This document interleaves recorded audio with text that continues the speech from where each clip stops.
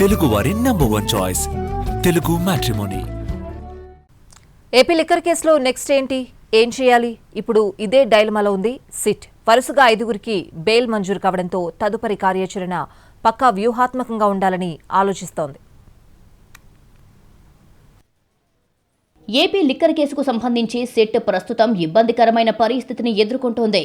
కేసులో దూకుడుగా వెళ్తున్న సిట్కు ఏసీబీ కోర్టు ఆదేశాలతో అడుగడుగునా బ్రేకులు వస్తున్నాయి. లిక్కర్ కేసును అటు ప్రభుత్వం ప్రతిష్టాత్మకంగా తీసుకుని మొదట సిఐడికి విచారణ అప్పజెప్పినా ముందుకెళ్లకపోవడంతో వెంటనే సిట్ను ఏర్పాటు చేసి విచారణకు ఆదేశించింది. సిట్ బాధ్యతలు పోలీస్ కమిషనర్ రాజశేఖర్ బాబు చేపట్టిన తర్వాత విచారణ ముమ్మరమయ్యింది. వరుసగా నిందితులను అరెస్టులు చేశారు. ఇప్పటి వరకు కేసులో 40 మందిపై కేసు నమోదు చేయగా 12 మందిని అరెస్టులు చేశారు. వ్యాపార సంస్థలకు సంబంధించిన ఆస్తులు, నగదు, బ్యాంకు ఖాతాల సీజ్పై వేగంగా పావులు కదిపింది.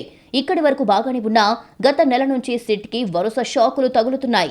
కేసులో ఇంకా అరెస్టులు చేయాల్సి ఉందని సిట్ భావిస్తున్న వేళ నిందితులకు ఏసీబీ కోర్టులో బెయిల్ మంజూరు అవుతుండడం సిట్కు ఏమాత్రం మింగుడు పడటం లేదు.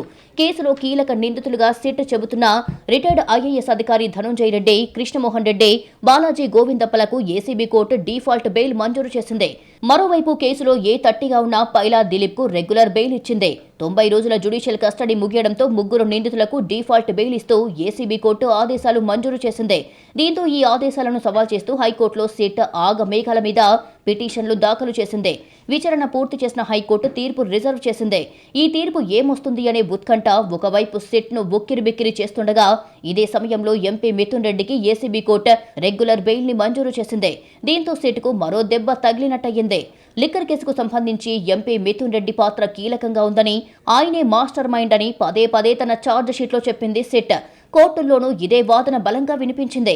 కేసులో A1గా ఉన్న రాజ్ కేసిరెడ్డి తర్వాత సిట్ అరెస్టు చేసిన కీలక నిందితుల్లో మిథున్ రెడ్డి కూడా ఒకరు అనేది సిట్ వాదన.